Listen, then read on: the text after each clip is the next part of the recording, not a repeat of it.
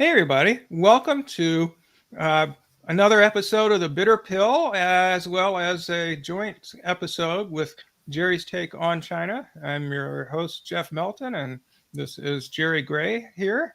And looks like we've got six viewers so far on StreamYard. So, you know, hopefully that'll go up. So, we have a number of topics that we wanted to talk about tonight. The primary one we want to focus on, because it's obviously the most uh, important thing going on in the world right now in terms of its impact, uh, immediate impact, and it's what people are talking about is the current situation in Palestine, the Israeli-Palestinian conflict. And there are a number of other things we wanted to talk about. So we were thinking maybe we would start with one of those other issues while we wait for people to come in, and then we can move to talking about Palestine. So, Jerry, you had noticed that there was a shooting recently in Maine. Hi, F. Lou, how are you doing? And I haven't really been following that because I've been focused on the Palestinian stuff, and I've done a number of videos and an article about that, which I've linked in the video description, and I linked a couple of Jerry's commentaries on that as well, if you want to check those out during or after the stream. But anyway, why don't you go ahead and talk about the Maine shooting, Jerry, because I haven't really been following that. So. Okay. Well, this only happened less than 24 hours ago, and I was listening live to it going on. I was on Twitter X, and I went onto a live stream where a group of people who were on the scene were talking about it and listening into police and helicopter radios. So yeah, one thing I like about America is the transparency of everything. It's possible to kind of listen into what's going on formally and officially. And one of the things, I mean, it's obviously it's devastating. This is huge. This is it's a big city. I think it's the second largest city in the state of Maine, but Maine is not a particularly big or populous state. So yeah. This has happened inside of Maine, and it looks like at least 16 are dead, maybe as many as 25 are dead. I've seen varying numbers, 16 being the lowest and 25 being the highest, and at least 50 and up to maybe 80 people injured. So because last night, when it's now 8 o'clock in the morning here, because I was listening to this last night, they have lost the shooter, and he's gone into the backwoods somewhere. And apparently this guy is he's a sharpshooter for the National Guard. He's a trained basically a trained killer, and he seems to have gone a little bit crazy.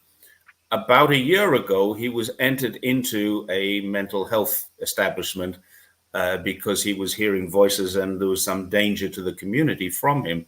And I'm gobsmacked, actually, that America is so divided on this gun law that people like him who have these skills and have the weaponry to do it, but then have some kind of mental breakdown that this isn't better managed. And I think the people in America, ordinary people in America, I'm not talking about government, MIC and all that stuff, ordinary people in America deserve better. And that was the only reason I wanted to say this. There's a small community with at least 16 and possibly 22 or 25 people dead. And that will affect, I mean, I live in a city of 4 million. And if 25 people were killed last night in this city, it would be devastating. This is 4 million people. And I think the city that this happened in doesn't even have 1 million. So I'm guessing that pretty much everybody knows somebody who's been a victim of this. If they don't know somebody, they'll know somebody who knows somebody. It's that kind of place. And I'm not sure Maine as a whole has 1 million people. It's a very small state population-wise, but it's really horrifying what a problem this is in the United States. I think the statistics are that there are 2 or 3 mass shootings, meaning more than one person gets shot at the same time in the United States every single day. And I forget the exact figure, but close to 10,000 people a year are murdered. So yeah, it's just it's the 10,000 figure is the number that the police on average kill. The well, about actual number, a little over 1,000 are killed by the police, which sorry, yeah. 1,000. There's over 100,000 a year are killed No, I'd have by to gun. check the exact figure, but it's around 10,000 Are homicides you and yeah, a are you little more than talking? that suicides. Yeah, there's Or a lot of suicides, but it's you've got a gun epidemic. That's the problem, and it is. I mean, the numbers. I've written about this in the past. The numbers are over 100,000 people die of gunshots. Now, believe this or not, some of them are the lucky ones because they don't get stiffed with the hospital bills, and you have 400. 22,941 in 2021. How So many? just 22,000, almost Is 23,000 that homicides or gun deaths? homicides. So There you go. yeah, So the suicides bit take it over. up to 100,000. The justifiable homicides, if there is ever such a thing, that's an Americanism. The justifiable homicide. They don't have that law in the UK and Australia. They have murder or manslaughter, and that's it. This thing that they have in America, justifiable homicide, when you're defending yourself, is different. Yeah. Anyway, that number would be higher as well. I mean, we are talking 100,000 people die of gunshots, and I don't know how many. I mean, last night, just this one event, we're talking at least. I mean, who knows? It could be 80. It could be higher. This guy is still at large, so it could even go higher. Yeah, but at right. the moment, the police advice is to shelter at home, arm yourself. I mean, does everyone in Maine have a gun? That A lot of people do. A lot of hunters there. So, yeah, maybe okay, you have a right, gun. right. Okay. Looks So like arm about yourself, shelter. 50,000 suicides a year, and most of those are gun deaths. There you go. So, yeah, tens of thousands at any rate. It's just a terrible problem that you don't have anywhere near that level in any other in any Western country, and certainly not in China. But oh shoot, I'm sorry. Let me cut that off. I accidentally hit that. Yeah, I mean, it dropped for a while in the 90s when we had a ban on assault weapons, but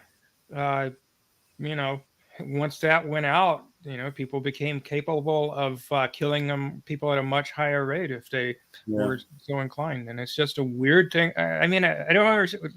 Yeah, it's basically suicide, right? Because you're going to get shot if you're going around What they shooting call that, people. suicide by cop.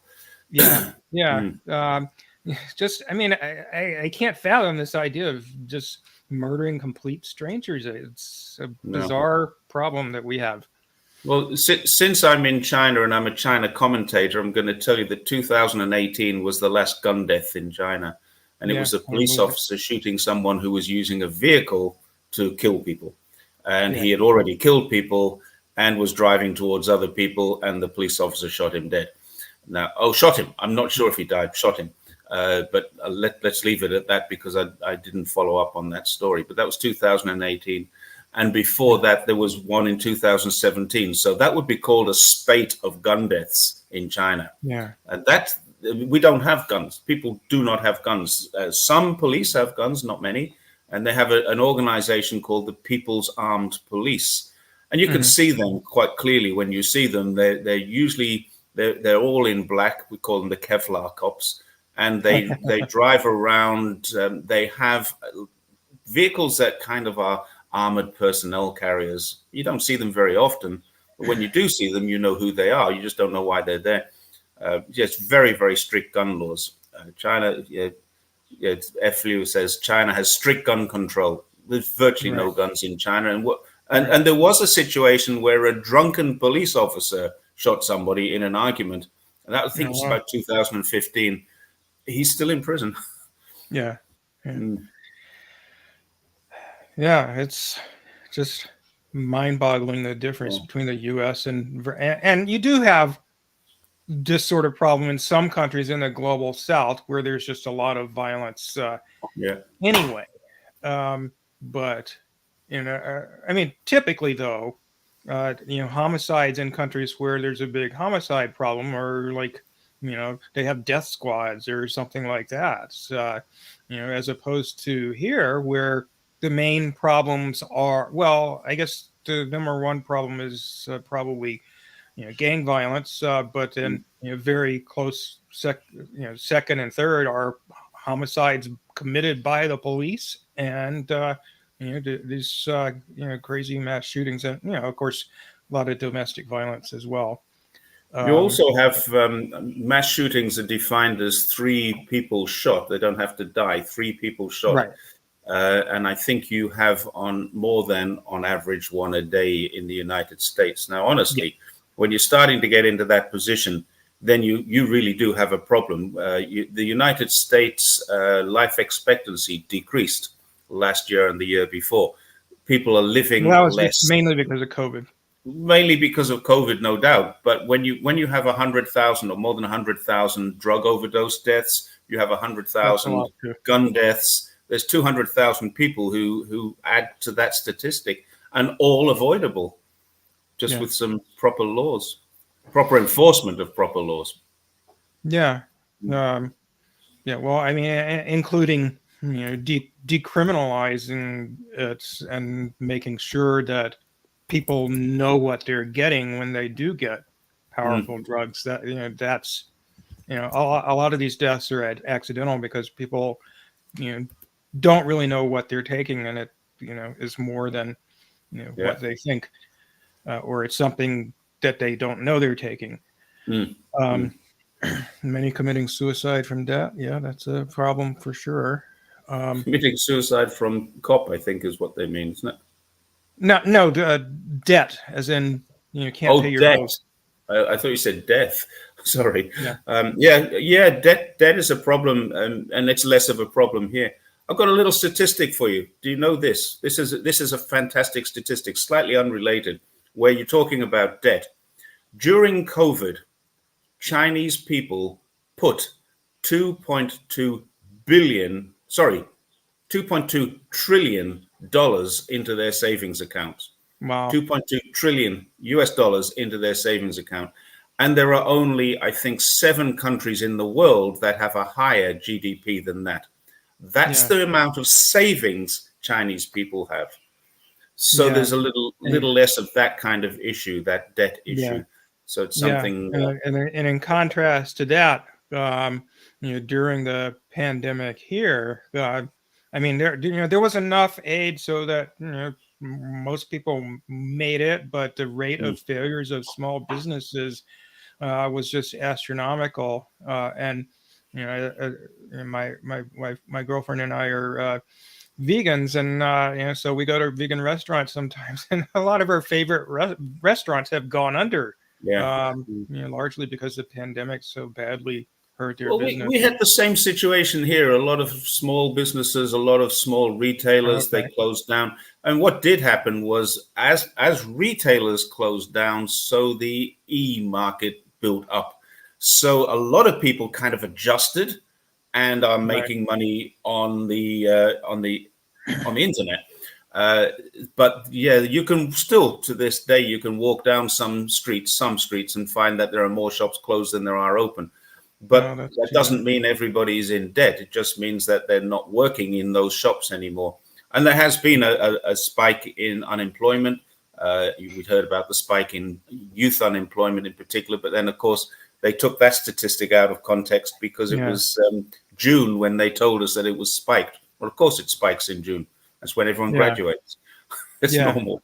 Yeah. Well, I mean, from an economic perspective, it's certainly understandable that China, roughly a year ago, went "quote unquote" back to normal as far as COVID policy. But I really do wish, as I've said before when we've talked, that they had put some money into, and other countries as well, because hardly anybody's done this, put some money into just cleaning up the air like we did a century ago with the water. And reducing the rate of transmission of disease that way. Because I mean, I've read stats something like 95% reduction in transmission of airborne infections if you have the air well filtered and the rooms well ventilated and so forth. There you go. So there's your answer. Yeah. At least for the next time. Maybe Yeah. they'll be prepared next time. Yeah. Well, I mean, it's certainly a conversation that needs to be had so we can indeed be prepared for the next time. Yeah. But not that is it still this time. We just don't notice as much because it's not talked about. Oh yeah, COVID's still around. I had it just a month ago, like a second time. Oh no, second time. Oh my goodness. Yeah, but it was very mild. It was no worse than a standard cold. I've been jabbed 3 times with the Sinovac thing. Yeah. So it's inactive. It's not the mRNA, whatever. It's not that one. But I caught it again. I was in Beijing and I came home with a bit of a sore throat. 2 days later, I was down. But I wasn't out at any stage. I was just down. Yeah. Well, I like not being sick, so I'm still doing the mask wearing thing. But anyway, yeah, it seems like the third shot is pretty important for kind of or more for maximizing your level of protection. I'm still not a great believer in that because it's a virus that constantly mutates. I think probably the best. But in terms of protecting, making sure that it isn't severe. I mean, not that it guarantees that, because it just reduces the likelihood that you're going to get a severe disease, including reducing the likelihood of long COVID, but definitely by tremendously decreasing the likelihood of acute disease severe enough that you're going to wind up in the hospital. Sure. So especially for us. How did we get onto COVID when we were talking about mass shooting? Well, I mean, you were talking. There was a way that it logically followed, but anyway, since we've now got 60 people here or so, do we want to start moving toward our main topic for the night? I'm with you. Okay. Go with. All right. So as presumably everyone who's watching knows, but by the way, the banner scrolling across the bottom says, please like and subscribe to boost us in the algorithm. That goes for both my channel and Jerry's channel if you haven't already. And, I in particular need the boost because as of the time this show started, I was just short of 300 subscribers. So I really want to grow so I can talk to more people when we do these events. So please do that. Anyway, so the main thing we wanted to talk about tonight was the recent escalation in the Israel-Palestine conflict, where on October 7th, a militant group in the Gaza Strip, which is a little strip of land along the coast in southwest, Palestine, bordering Israel and Egypt, Hamas and a number of other armed groups in Gaza launched a attack in Israel, aimed primarily at military bases and installations, and took Israel completely by surprise, despite Israel's vaunted intelligence and surveillance capacities, and did a heck of a lot of damage. But the way this was framed in the West was all those terrorists killed so many civilians, and the focus was exclusively on civilian deaths, which there were quite a few. According to Israeli government figures, overall something like 1,400 people, Israelis were killed. Obviously lots of Palestinian fighters as well, and roughly 400 or 500, I think, were. Out of the ones that they've identified so far, which is about 800, roughly half of them were military and the other half were civilians. And there were eyewitness accounts that pointed to different things having happened. For instance, there were eyewitness accounts suggesting that some Palestinian fighters had intentionally fired into crowds or targeted civilians. There were also eyewitness accounts indicating that Israel had also, the IDF had also fired into crowds including because there were people, both mainly military, but also civilians, captured by the Palestinian fighters, and Israel knew that. But despite knowing that, they were firing everything they had, including tank shells, at houses or whatever where these Palestinians with their captives were holed up. So a lot of people died that way, or died in the crossfire between the two forces, but that doesn't get talked about in the Western narrative. Is all of those Palestinians, Hamas is nothing but terrorists. That's their sole objective, is to kill innocent people. And in fact, both after this and throughout Israel's entire 75-year history, there's absolutely no doubt that time and time again, Israel has deliberately targeted civilians, and the calamity that's unfolding right now in Gaza is just horrific. Israel has completely cut off basically every essential supply from Gaza: food, water, medicine, fuel, and electricity. Just completely, well, almost completely gone. The only reason there's a trickle is because of some international pressure, but it's not nearly enough. And in addition, Israel's carpet bombing just throughout the Gaza Strip. The figure I saw today is that so far something like 7,000 people are dead in Gaza from the bombing, and 1.4 million have been rendered homeless. So it's just horrifying. It's genocide. I saw an international barrister on the BBC yesterday. Now, there's an admission. I was watching the BBC. I don't very often, and she was talking about, in terms of international law, forget about humanitarian stuff, but in terms of the way the law is written. And now, please, if anyone's going to jump in and say, Jerry's supporting the wrong side, or I'm not supporting anything here, I'm just stating what this lady said. She said that in terms of international law, Israel is quite entitled to block everything going into Gaza if they believe that any of it is finding its way into Hamas's hands. Now, that's totally not true. Oh, well, under international law, I mean, she's a barrister. I'm not going to argue that she's telling a lie or she's wrong.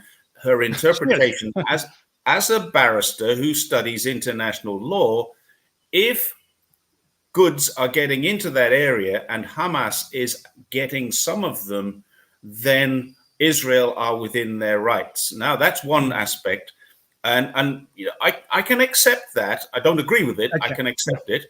Then she said, the same thing applies with the bombing. If they are aware that Hamas are in a building, wait, bear me out here, because I can see you champing at the bit. If Hamas are in a building, if terrorists are in a building, they would need to take into account the collateral damage, and they are quite entitled under international law to take out that building. And it's not collective punishment. It is destroying a nest of terrorists as they are defined. And then the innocent deaths there are collateral damage, which are acceptable under international law. Now, having said all of that, what I would say was, what kind of person says, okay, there's a family of 20 people living in there and there's 2 terrorists underneath that house, let's destroy the house. What kind of mentality does that? And the fact is, self-defense is about defending your own property. It's not about going outside of your garden fence and shooting people. Defending your own property is, and they've done it already, they've built a fence to keep people out. Whatever happened, how did they, this was what was going through my mind as I was watching this. Okay, so they now know which house is housing Hamas terrorists. They don't. And how the hell would they know that if they didn't even know that Hamas was coming across in their thousands? Exactly. I mean, this is a navy that consists of rubber motorboats, an air force that consists of paragliders, and infantry troops that consists of mostly probably teenage and some younger adult kids who have got themselves some guns provided by a third party. Yeah. How did they not know this was happening when they do know that inside of that house or underneath that house where 10 people or 20 people or 30 people are living, there are terrorists? How do they know this when they didn't know that? It just beggars belief to me. It makes no sense whatsoever. And Hamas and other groups have dug a huge network of tunnels that's something like half the size of New York subway system in terms of mileage. Underneath, and throughout Gaza, and that's presumably how they got weapons and material to get weapons. And maybe bulldozers. I don't know where they got the bulldozers from to cut through the fence. They're able to get in and out of Egypt, etc., and obviously in and out of Israel through these tunnels. And Israel has no idea exactly where these tunnels are. They're very deep underground. They're so far in the ground that about the only way that Israel could take most of them out is to nuke Gaza. Even the bunker buster bombs that the U.S. is giving Israel don't penetrate deeply enough. My tax dollars and other Americans' tax dollars to the tune of about $2 billion went to building Israel's wall and fence, around Gaza. Basically Gaza's, it's a prison basically, or a concentration camp. I mean, literally, because people are not permitted to go out, even if they've got a medical condition that they can't get treated in Gaza, there's like a 50-50 chance they won't let them out.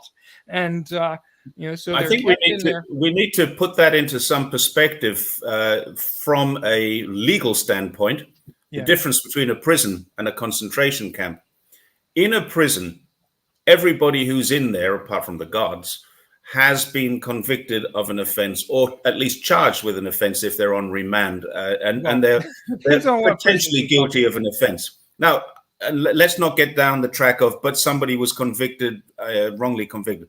There has been a conviction or there has been a charge for a crime, and people know they have a date on which they're going to get out.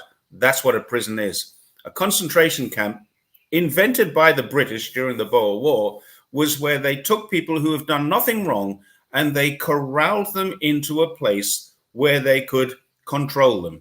That's what they did to the families of the Boers that they were fighting in the Boer War. So the British invented this system, the Germans refined it, and I think it looks like the Israelis have perfected it. This is not a prison. Let's not call it an open prison. That's the wrong terminology.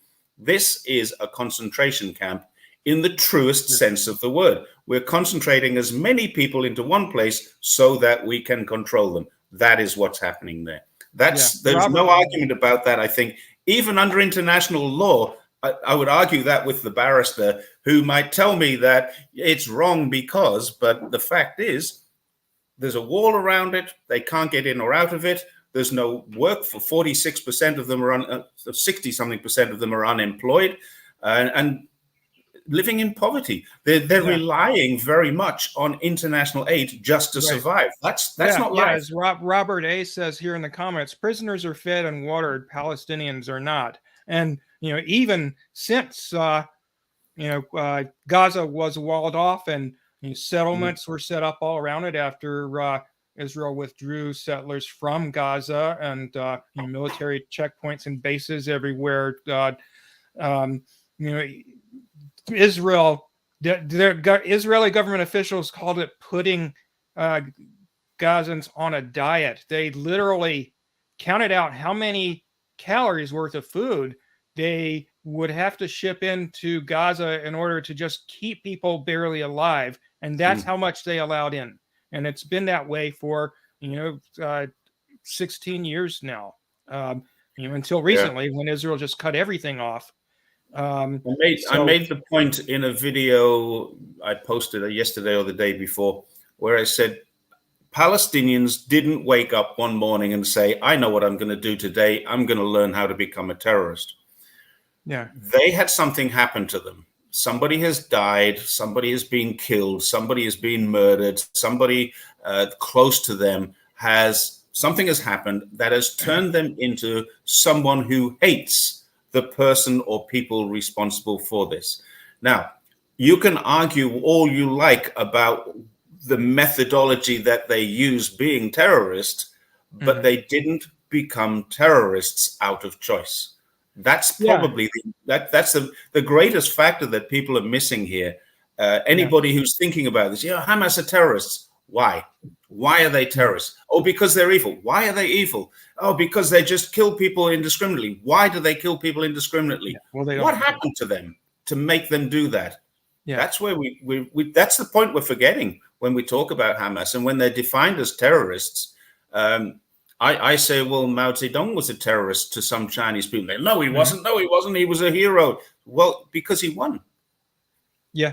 Think about that. I mean, I'm working on an article now called "Did Nat Turner Start It?"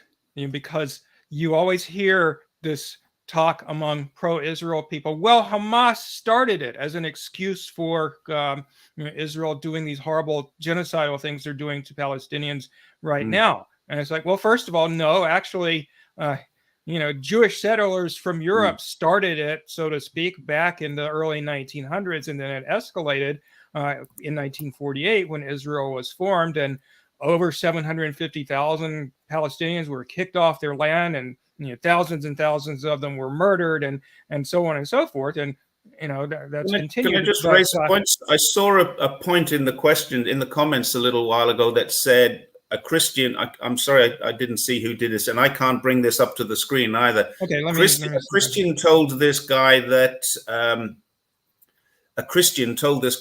the Israelis bought the land, and now the Palestinians want it back because they've seen that the Israelis are able to cultivate it. They're doing good stuff with it. They've turned it into an oasis in the desert, as it were, and now the Israelis want it back. The Arabs want it back. It's just a horribly racist comment, frankly. I don't know. I don't. Well, let's go back to the first part of that comment. Did Israel pay for the land? Well, I mean, no, I don't think so. But it's like you can't just go into land that people have been living on for generation after generation and start murdering them and threatening them and forcing them to leave and just stealing their land. But for the most part, people in Palestine did own their own homes and land, and they had the title to it and everything. In cases where that was formalized, and they were just driven out.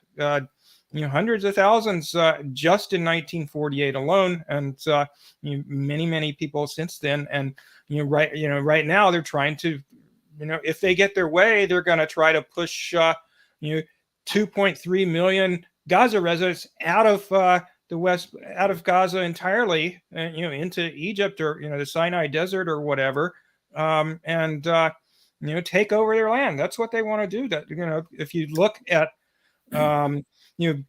compare maps of territory set aside for Israel versus the Palestinians in 1947 onward. The UN partition gave 60% of the land in Palestine to the Jewish settlers, and only 40% reserved for Arabs who were more numerous. And it has just gradually shrunk over the years from something like 40% of the territory to basically about well under 10% of the territory supposedly belonging to Palestinians, and they don't even control that, because in the West Bank and East Jerusalem, where the majority of the Palestinian population lives, there's like military checkpoints everywhere, armed settlers everywhere who, by the way, even though Hamas doesn't exist in the West Bank, those settlers have killed over 100 Palestinians just this month. And then in Gaza, of course, as we've talked about, it's a concentration camp. Basically, you can't get out. So Seymour has made an interesting point here that there are many Jews protesting this. Yeah. If you look up Katie Halper's account, Katie is a independent journalist who is ethnically Jewish. She does a great podcast, but she on her Twitter or X account had a list of Jewish people and organizations who are against the Israeli government policies, and it was quite long. A list of just a list of prominent people and organizations who are against. And I don't know what the percentage is, but it's at least a significant minority of Jews in the United States want nothing to do with what Israel is doing. And even as we've talked about in Israel, at this point, quite a few people are upset at Netanyahu and his government. I think they were upset with Netanyahu before the October the 7th. Sure, but even more so now. It looked like he was struggling. He had struggled to get some fairly stiff laws that would control Israelis that were kind of not wanted. And then, of course, the war, let's call it a war. The war happened, and then he was able to immediately get them through parliament, which is something that he wanted to do, and that's really upset the local population. So he's not a very popular prime minister now. Yeah, something like 20% approval rating. Somebody asked in the comments, General, I always forget the name of the Jewish Orthodox group, which is far more peaceful than people in Israel. It's I think it's Hasidic Jews, and you can tell by the way they dress that they're Jewish. That kind of with the black hats and and beards and so forth. And this congressman in New York, Richie Torres, has been he's totally bought off by the Israeli lobby, and he's constantly accusing everyone and his brother and sister of being anti-Semitic if they dare to criticize anything about the Israeli government. And so today he had a comment, going on in the same vein and basically almost equating being Jewish with being a Zionist. Well, Zionists meaning people who support, basically a Jewish ethno-state in Palestine, where Jews control everything. And it was pointed out to him, well, first of all, in the United States, probably most Zionists are fundamentalist Christians, not Jews. And secondly, I mean, in his comment, he had a video clip of a protest outside his office, and look at these anti-Semites. I saw that. Well, at the forefront of the protest were these Hasidic Jews, and calling them anti-Semitic. They hate themselves. What is this? Well, on Palestinians Semitic as well? True. Yes. Yeah. So how can I another of my comments that I made, if I criticize Israel, I'm anti-Semitic. If I criticize Hamas, I'm anti-Palestine. Well, that's not quite the same. Now, there's one other thing that I need to kind of, if I can, correct, if not correct, at least put into perspective again. This is not, according to Israel, this is not an Israeli-Palestinian war. This is an Israeli-Hamas war. But then it begs the question, why are they bombing places that at Hamas don't exist? They've bombed the Golan Heights, which is Syria. They've bombed parts of Egypt. They've bombed Aleppo airport. I don't know if that was a mistake. They've had a bomb hit Egypt and injure some Egyptian border guards. They've even bombed the West Bank, where Hamas doesn't exist. They have already bombed the West Bank during this conflict, where Hamas apparently does not exist. So, what is this? Is this a Palestinian or a Hamas war? That's a question rather than a correction. Yeah. Well, I mean, first of all, it isn't just Hamas. There are other armed groups in Gaza, and also apparently quite a few civilians went across the border when the part of the defense came down. Some of them were armed, so who knows, like who did what. But yeah, and again, there's this tunnel network, which is presumably where the vast majority of Gaza's people are. And so, when Israel is bombing, indiscriminately neighborhoods and hospitals and schools and churches and firing on ambulances, assassinating journalists, they're not targeting Hamas; they're targeting everybody in Gaza. Yeah. So if this, there was talk yesterday of gassing those tunnels, and Yeah, a completely few impractical. comments. Oh, look, the Jews are going to use gas chambers. I mean, yeah. That's probably an anti-Semitic joke.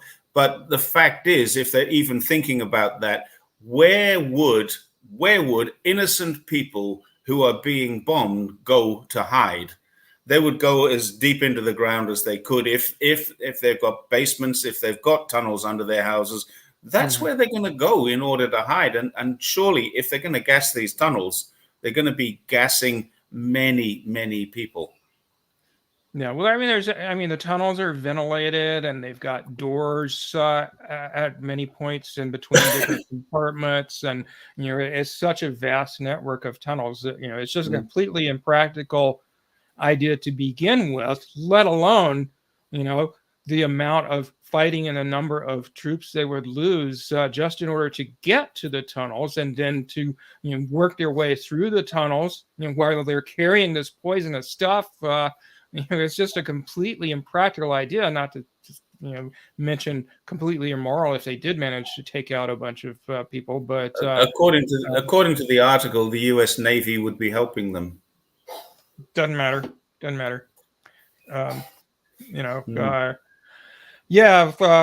Let's see.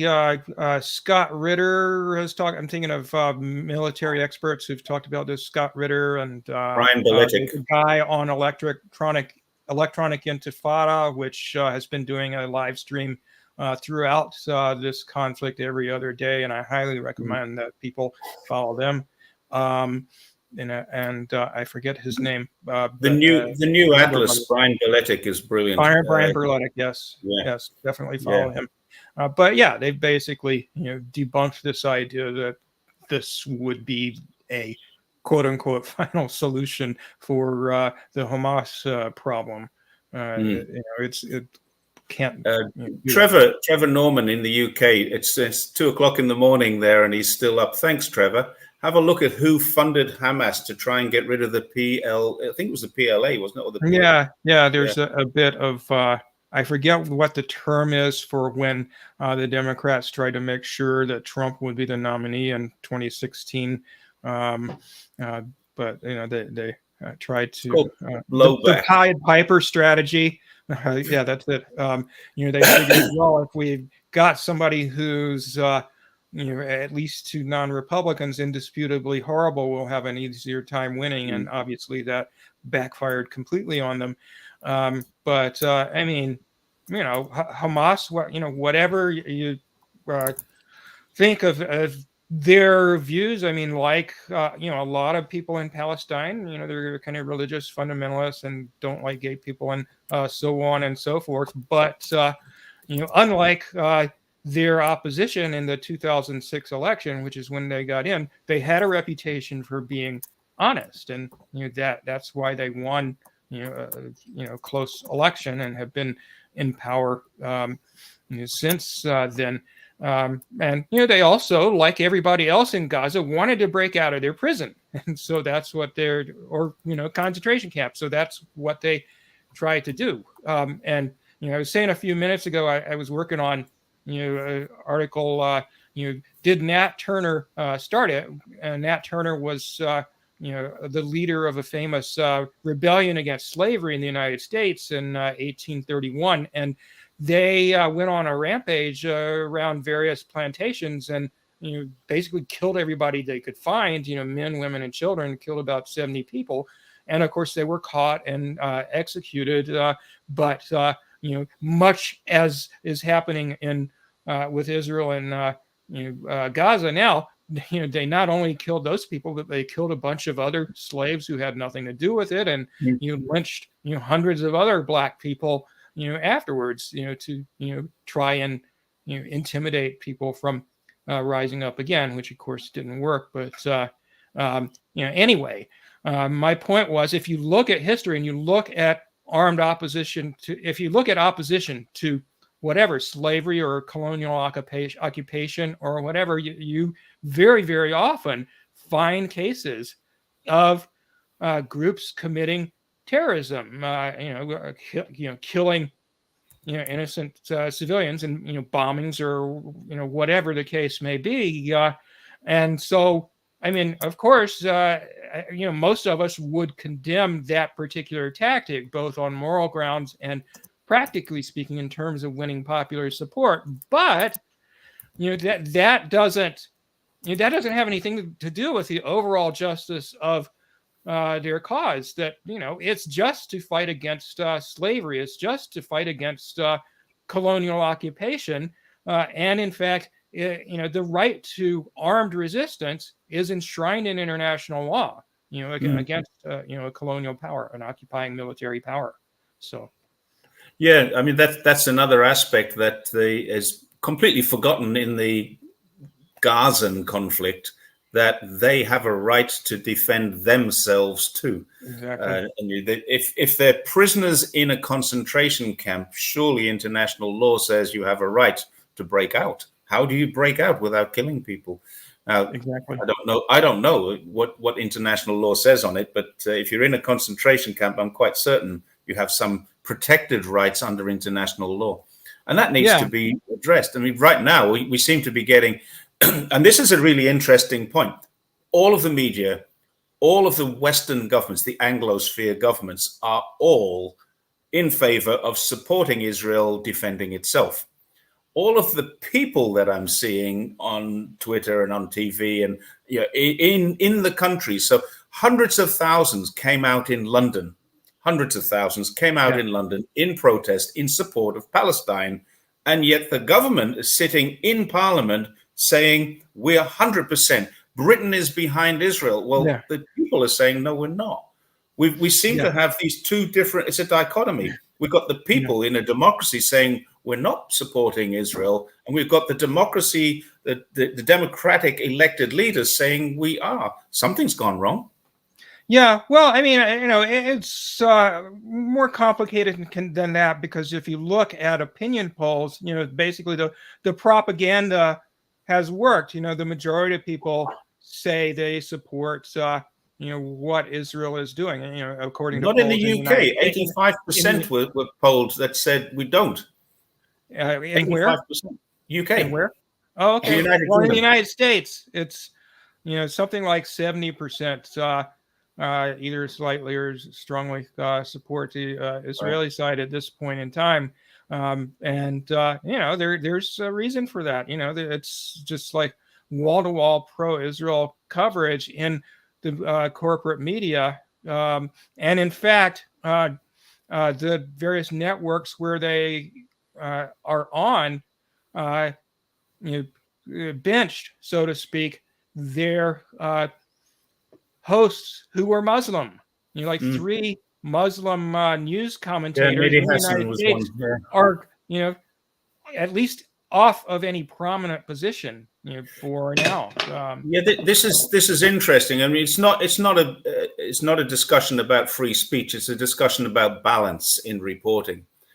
So free speech is one thing, but if you are media, the word media means middle.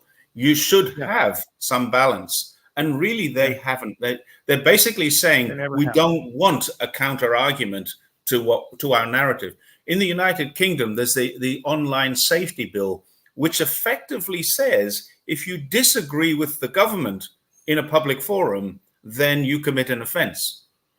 It will need interpretation when it gets to the courts. It's only just been implemented. It hasn't been tested in the courts yet. But it effectively says that if you disagree with us, when we put a narrative out, if you go against that narrative, which I do all the time, and I'm a British citizen, so if I go back to the United Kingdom, I could be picked up and charged under the online safety bill, which was really just recently, very recently, 3 or 4 weeks ago, implemented in the UK. So they're not looking for balance. They're certainly not giving freedom of speech. But really, in media, it should have that balance, which we're not getting. You didn't get it on Ukraine, Russia. You're not getting it on Israel, Palestine. Check this out. In both France and Germany, they have tried to outlaw pro-Palestinian rights protests. And in Germany, the government was arresting the German government was arresting Jewish protesters against Germany's support for not the Israel. First time the German government have done that. Yeah, it's totally unprecedented, right? Yeah, it's crazy. I mean, literally, and of course in Ukraine too. The German government is literally supporting Nazis. It's who would have thought? Surprise. Yeah. I know what I was going to say. I mentioned the article that I'm working on, which basically points out, people have a right to armed resistance, and sometimes when oppressed people engage in armed resistance, some of them commit atrocities, against civilians, and that's unfortunate, but it doesn't obviously invalidate their cause of gaining their freedom. And I also got an article published in this blog called a site called Savage Minds a couple of weeks ago, which I hadn't previously heard of, but they've had a lot of good coverage on this issue. So I thought, well, why not? I'll give it a try. So I got an article published there recently, and the title is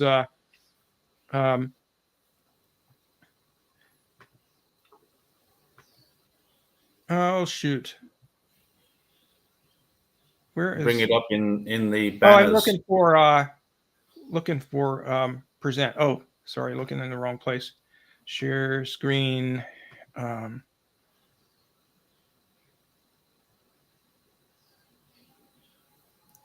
Do I not? Yeah, here it is. Yeah, this is an interesting one that Robert just put up. Blinken has warned Qatar to soften Al Jazeera. Yeah. Okay.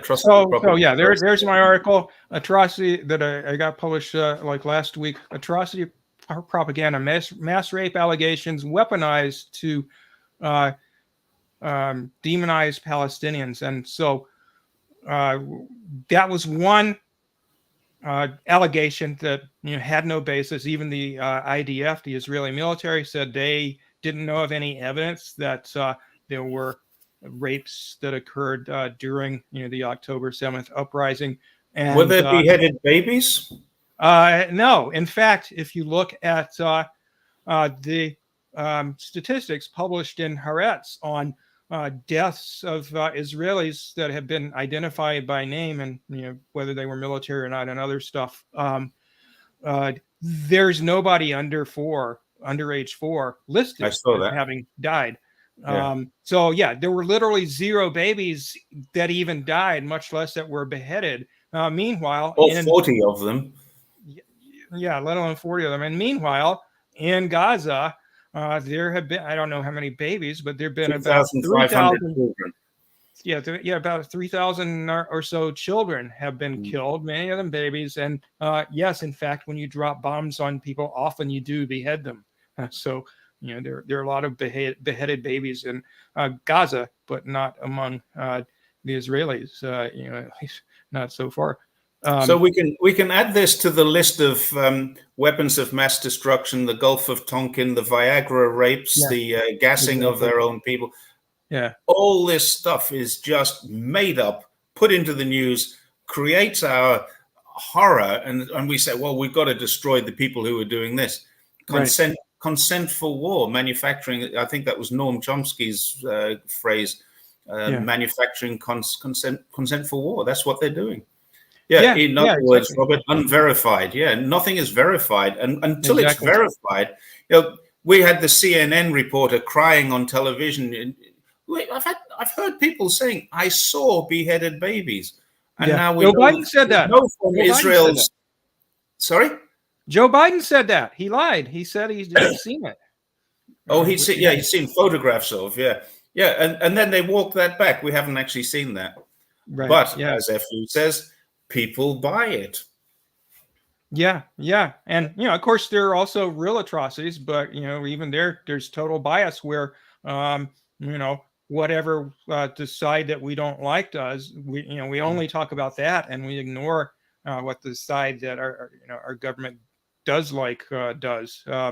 And as far as the mass rape allegations in particular, what comes to mind is that on one hand, we have no evidence for that, on the part of the Palestinian militants, and on the other hand, you routinely see stories in the Israeli press about soldiers or prison guards raping Palestinians that typically haven't committed any crime, but they're imprisoned because of their views or because they're suspected of having dissident views or whatever.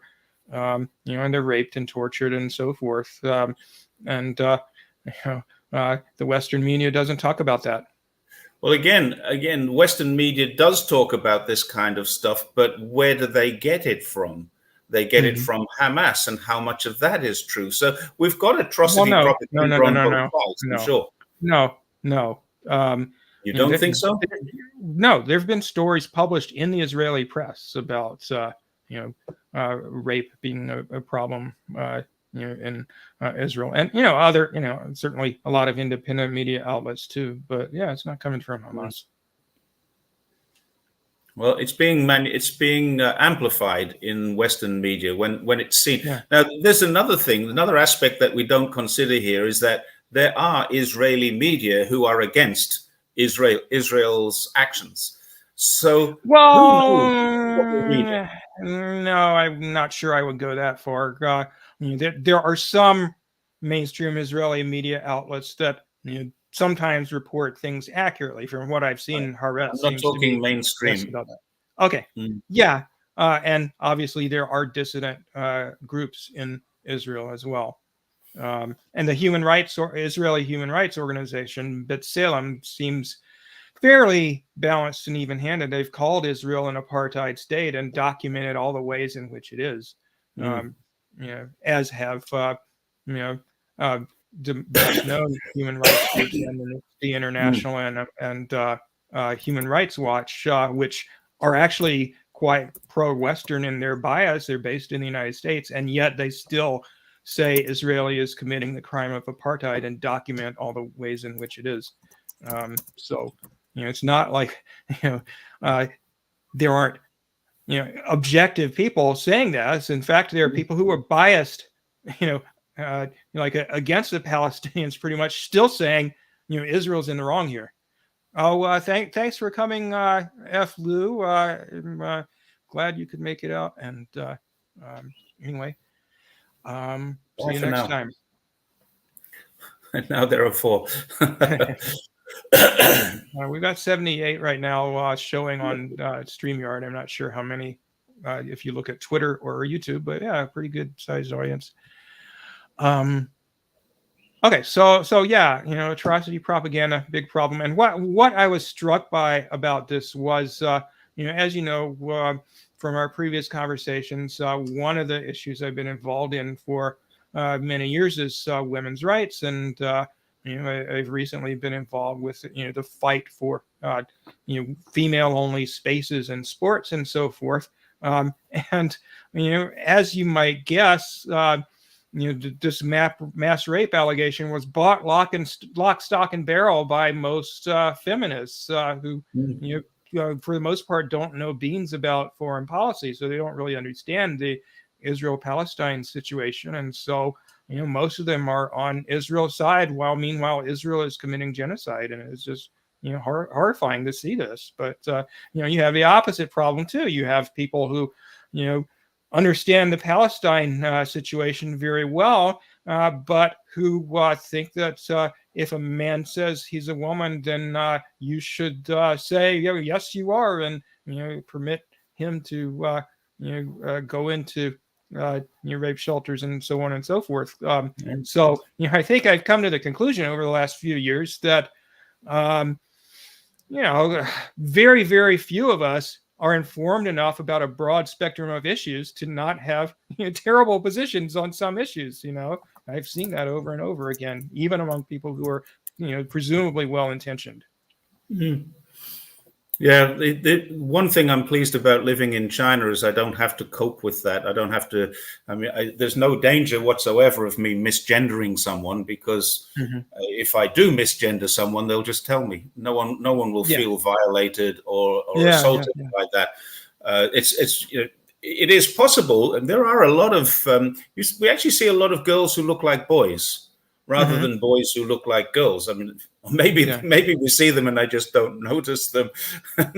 I don't know the reality of this, and I don't know the statistics, but there are a lot of gay families, gay couples here. Not couples with children, but a lot of gay couples, lots. And we don't have to worry about that aspect of it. It's not talked about at all. I'm not suggesting that it isn't a problem. It's just not talked about as a problem. Yeah, I was going to talk about this meme. This is where Palestine has kind of disappeared, hasn't it? Over Yeah. the Yeah. I mean, just incredible what's happened. And of course, they would like to make the green disappear entirely. And they make no bones about saying that that's what they want to do. They want to take over all the land and push the Palestinians out and make it a strictly Jewish state. But you know, it isn't necessarily talked about that much here in the West. Um, but yeah, it's and obviously in order to do that, as with any occupying power, as my country did to Native Americans, you've got to massacre a lot of people in order to carry that out. yeah, Do same thing in everything else from Australia like too. stealing their resources and cutting off their food sometimes, and so on and so forth. Which is exactly what the Nazis did to people that they weren't actually putting in the concentration camps. Is they would surround ghettos and cut off their food. Yeah. And that's exactly what Israel is doing to the Gaza ghetto. Kevin James Wu in Mandarin has just made a Yeah. comment. The Palestinian issue is like the Japanese invasion of China. Yeah. I had a guy the other day when I put out a tweet about Gaza being very similar to the Warsaw Ghetto in a Yeah. sense. And this guy came back to me and he said something like, so you are aware that you're comparing China to Gaza here? No, I'm not. And basically he said the Japanese invaded China, Right. and then millions of innocent Japanese, suffered as a result of it. Innocent Chinese. Yeah. Uh-huh. No, he said innocent Japanese suffered as a What? result of it. Wait a moment here. The Well, I mean, Japanese soldiers, the military invaded China, and a lot of them died in the defense of China. What you're talking about, the millions of Japanese people who died were killed by Americans in a nuclear bomb that wasn't actually necessary. What convoluted mind starts to think like this? That the invasion of China by Japan can be equated to the invasion of Gaza by Israel. It's not possible. The invasion of the takeover, the absorption of Gaza by Israel can be linked as a similarity. I can get that, but the retaliation, he says, Hamas attacking Israel is the same as China attacking Japan. Well, China never attacked Japan. It never sent troops to Japan, and it never slaughtered innocents, whereas innocents in China were very much slaughtered. Right. Very strange, convoluted argument. Yeah, but that brings to mind that certainly I would certainly assume in Imperial Japan, and I know for a fact in Israel, like you're required, if you're a male back then, and regardless of sex now in Israel, to join the military. Some people manage to conscientiously object, but the vast majority don't. Just because they're in the IDF doesn't necessarily mean they're war criminals. And same thing, on both sides. Like, just because there are people in Hamas that have committed war crimes, or people in the IDF who have committed all war crimes, that doesn't mean they all are responsible for these atrocities. So, you got to keep people's Yeah. humanity. Anyway, were we going to talk about Ukraine as well? Because I have to finish before 9:30 my time. My wife has a live stream to go to, Okay. or an online conference, so we have to finish within 25 minutes. Okay, sounds good.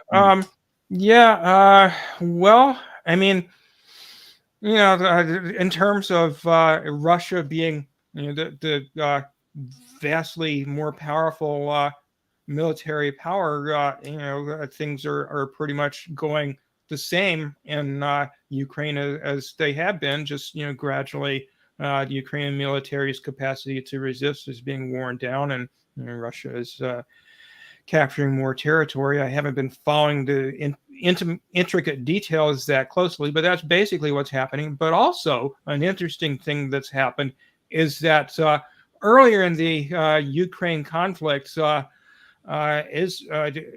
the behest of the United States, Israel sent quite a bit of ammunition, and I forget what else, to Ukraine for them to use in their war with Russia.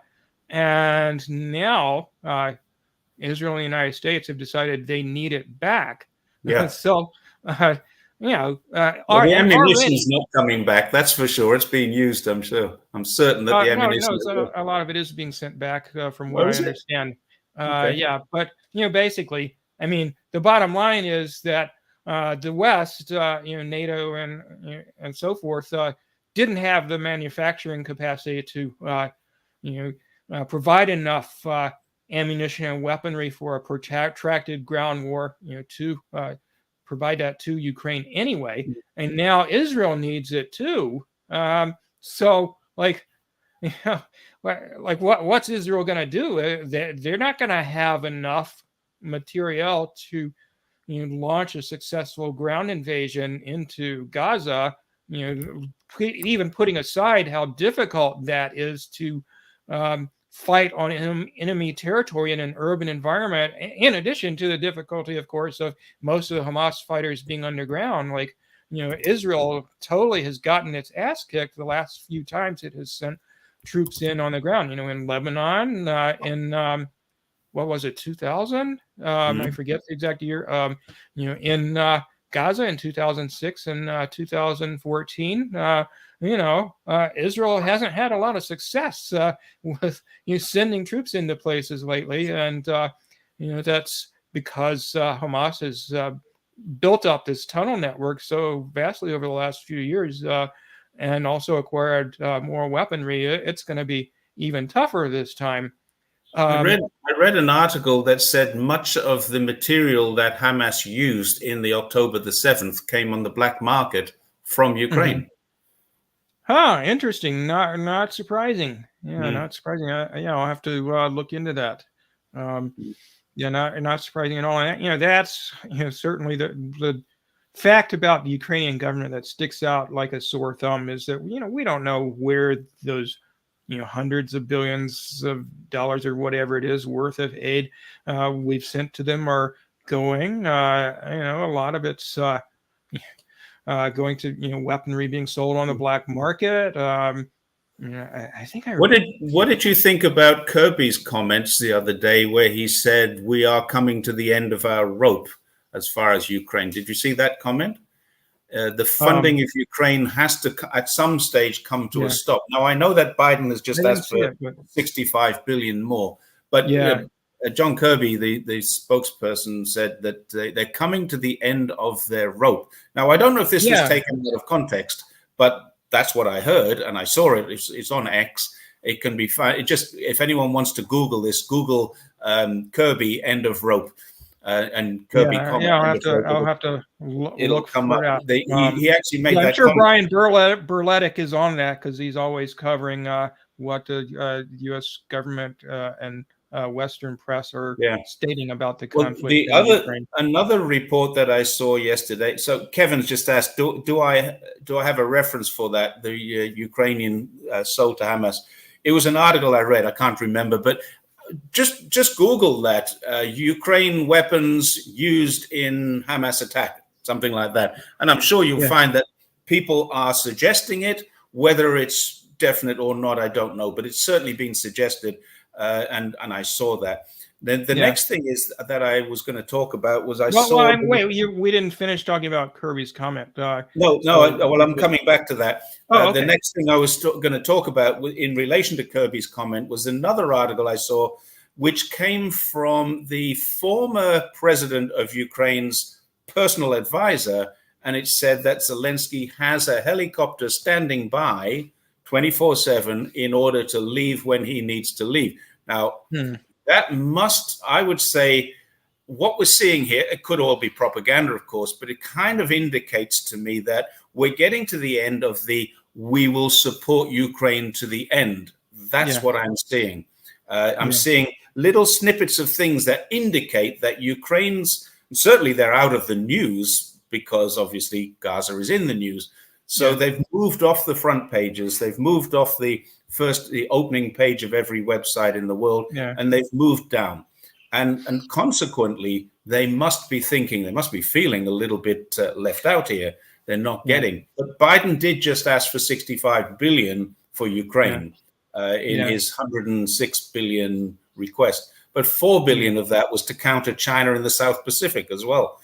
I mean, obviously, at least at this point, until the U.S. ceases, the dollar ceases to be hegemonic as a currency, the U.S. can print however much money it wants. That's not the problem. The problem is, the lack of manufacturing capacity to provide sufficient weapons, and just the fact that there's no magic bullet weapon, so to speak, that's going to change the outcome. I mean, Ukraine has lost so many trained military personnel. I think their casualties or deaths alone are like several 100,000. So they don't have the fighters who, and they obviously they have to train them on Western weapons, since the weapons they started the conflict off with were old Soviet era weapons for the most part. So that's a task in itself, and basically they're sending people to the front lines with very little training, or if they do get training, or if they have already had training, it's been with the wrong weapon systems up until now. They just don't have any weapons that are for the most part anyway, they don't have weapons that are at the same level as Russia's weapons. And I didn't know this before this conflict, but basically across the board, anti-aircraft weaponry, fighter planes, tanks, whatever, Russia's got the edge technologically, hypersonic missiles, you name it. The best person I've seen to follow in relation to that is definitely the new Atlas, which is Brian Berletic. Brian Berletic is great. He's brilliant on brilliant on analyzing this stuff. Scott Ritter, I find, knows his stuff, but he's much more broader and more geopolitical. Brian gets down to the nuts. Well, also the Duran is another great source. Alex and Alexander. I forget their last names. But also, speaking of weaponry, I just recently learned Iran has developed hypersonic missiles, and they've got, since the conflict started, they've put billboards around that's have a picture of one of their missiles, and it says something like 450 seconds to Tel Aviv. So they're saying, look, if Israel goes all out in this as far as a ground invasion or whatever, they could be looking at Tel Aviv being obliterated or something. So that, and also Hezbollah has a much more powerful military than Hamas does. So if it reaches that point that they decide to get involved in a major way, they could do a lot of damage in northern Israel. And it's like Ritter and Berletic and the others are saying, there's no way Israel would be able to fight a two-front war. Well, then now we've got America looking at a two-front war and a three-front war. They're still talking very, very strongly about, at some stage, they believe that China will invade Taiwan, which is kind of ridiculous. I saw I saw I wrote an article about we have a missing submarine, which we don't. China doesn't have a missing submarine at all. Yeah. But some Western media are reporting that a submarine is missing or may be missing. They're not sure. But anyway, the story has no legs. But I wrote a report about it, and in there I found a quote from a Western expert on China's military buildup. And what he said was, and this is a direct quote, I mean, I'm paraphrasing, but he said, China is even building the wrong ships for their strategic purpose. And it made me stop and say, well, hang on a second, what's their strategic purpose? They're building the wrong ships for an invasion. Okay, so their strategic purpose, which they've stated time and time again, is not to ever invade Taiwan. They have no intention of ever invading Taiwan. They will defend Taiwan from being taken away, but they have never have had an intention of invading it. So their strategic purpose is the defense of Taiwan, not the attack of Taiwan. And they're building the wrong ships to attack Taiwan. So what he's saying is, we know what their intentions are, and they're building the wrong ships. When in fact, what he's saying is, we don't know what their intentions are. But if we looked at the ships they were building, we could assess what their intentions are, which are to defend, not to attack. So they're building a defensive navy. Nothing wrong with that. Every country in the world should have a defensive military. That's what China has. Yeah, that would be nice. I didn't have a chance to look at how the live stream's looking on my channel until now, but I see I've only got 4 likes on my YouTube broadcast of this, and only 2 watching. So I'd like to ask people to do 2 things. The Bitter Pill broadcast of this, to subscribe to my channel, The Bitter Pill, and to also watch it from that channel, so that I can get a little help in terms of building my channel here, because I can tell you guys like our conversations, but I'd like to get something out of it here. So please help me out. Yeah. Anyway, we're getting to the point where I'm going to have to love you and leave you, because we have another thing going on at 9:30 in this house. Yeah. So let's have a wrap up. Where do we go next? It's totally up in the air. I mean, it looks like Israel keeps putting off doing a ground invasion, because I think they can see how it might go for them, but then publicly they're saying, oh yeah, we're definitely going to do it. So who knows? Regardless, either way, I mean, Gaza has gone from having several hundred truckloads worth of aid coming in every day, food and water and so forth, because I mean their water purification plants have been destroyed by previous rounds of bombing by Israel, so they're dependent on the outside world for drinking water as well, and they're not getting it right now. 81% of Gazan water is unsuitable for drinking. I heard it was over 90%, but anyway, maybe it's now. a lot. Maybe now. Yeah. So can you, for the moment, can you take the Gaza map off, because it's kind of distracting? And sure. David can't find the Bitter Pill on YouTube, so you better type that one in as well. Oh, okay, sure. Let's see. In present, just remove on the stop sharing. Yeah, okay, I'll get to that in a minute. I wanted to get my channel address. It's just at the Bitter Pill is the name of my channel. Here on YouTube, and I'm at Lefty Vegan on Twitter/X, and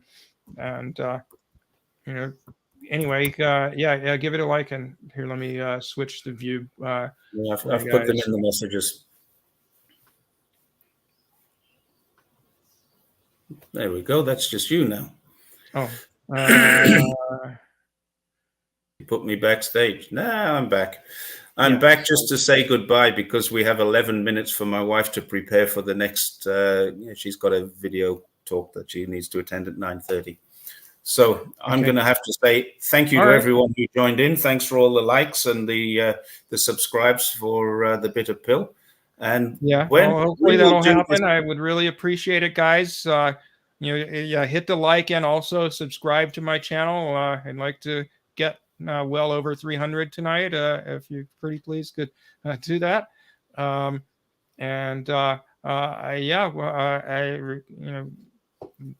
Really appreciate all the comments and all the people watching, and great conversation. And I put links to both Jerry's and my stuff that we've done on the Israel-Palestine conflict, or a lot of it anyway, in the description of the video. So look for that, under my channel, and go check out the links to both of our stuff.